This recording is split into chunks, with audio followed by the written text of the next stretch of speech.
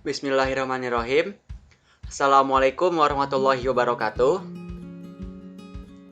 Perkenalkan, nama saya Alam Satinantongga. Di video kali ini, kita akan mempelajari tentang algoritma penjadwalan dari Multi-Level Feedback Queue atau MLFQ dan Round Robin atau Double R. Yang pertama adalah Multi-Level Feedback Queue. Multi-Level Feedback Queue atau MLFQ adalah salah satu jenis algoritma penjadwalan yang sifatnya non-preemptif. Artinya, algoritma penjadwalan ini tidak dapat diinterupsi oleh sistem.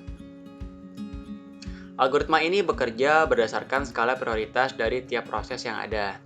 Jadi, setelah tiap proses masuk ke dalam MLFQ, kemudian MLFQ akan melakukan observed behavior atau observasi tingkah laku terhadap tiap proses tersebut.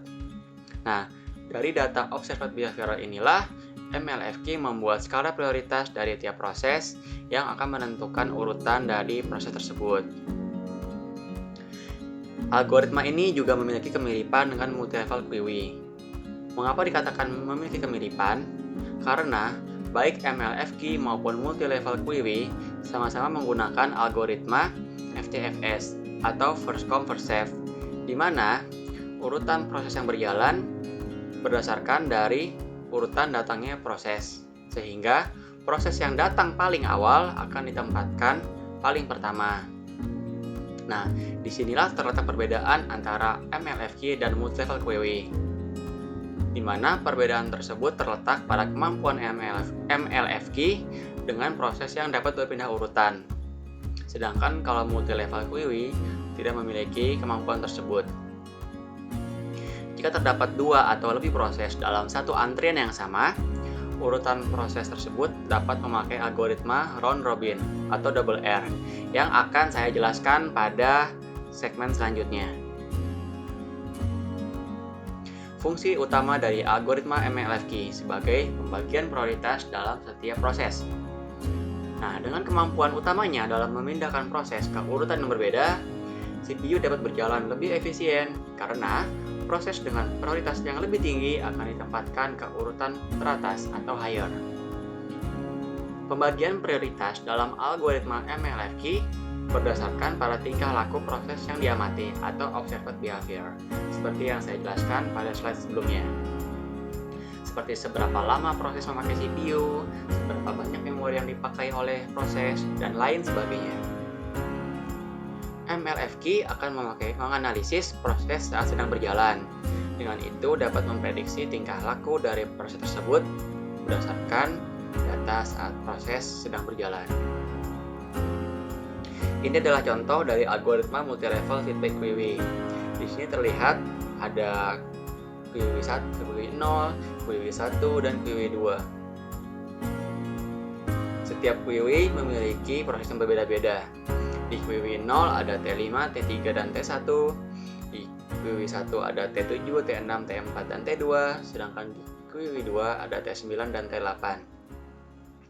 Dapat dilihat di sini, di masing-masing queue, setiap proses memiliki waktu yang berbeda-beda.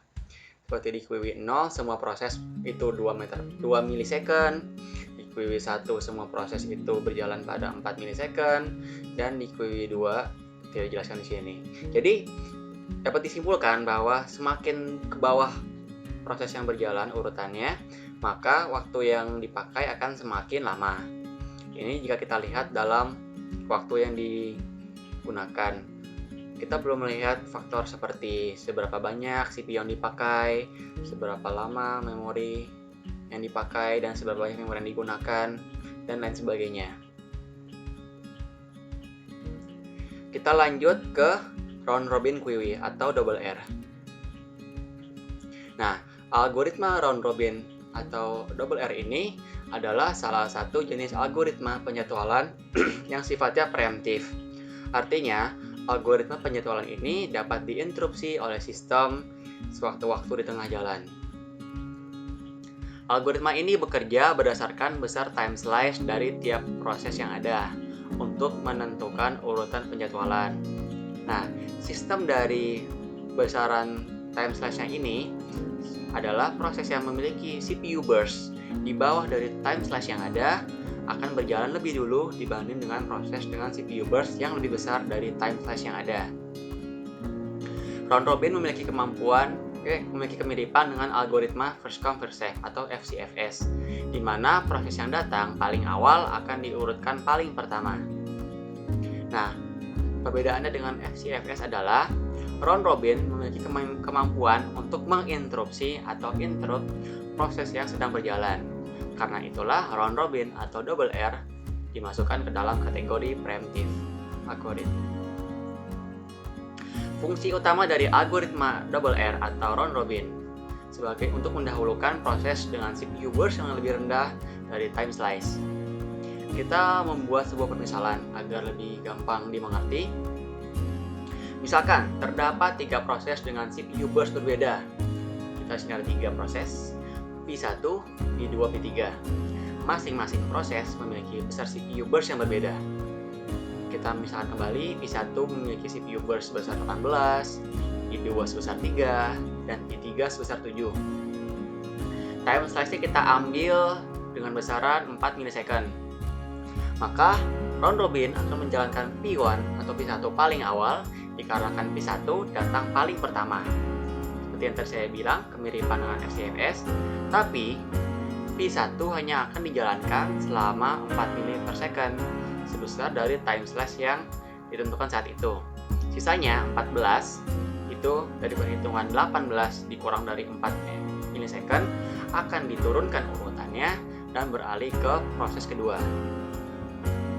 Pada proses kedua, dikarenakan CPU burst-nya lebih rendah dari time slice yang ada, yaitu 3, lebih kecil daripada 4 milisecond, maka proses akan dijalankan sampai selesai. Kemudian barulah beralih ke P3. Pada P3, dikarenakan CPU burst-nya lebih besar dari time slice yang ada, yaitu 7, yang lebih besar daripada 4 milisecond, maka proses hanya dijalankan sebesar 4 milisecond. Sisanya 3 akan diturunkan prosesnya, urutannya, dan begitu seterusnya sampai setiap proses telah dijalankan. Ini adalah contoh lain algoritma round robin atau double R. Ini terlihat satunya sebesar 12, CPU burst-nya, P2 sebesar 3, P3 sebesar 3.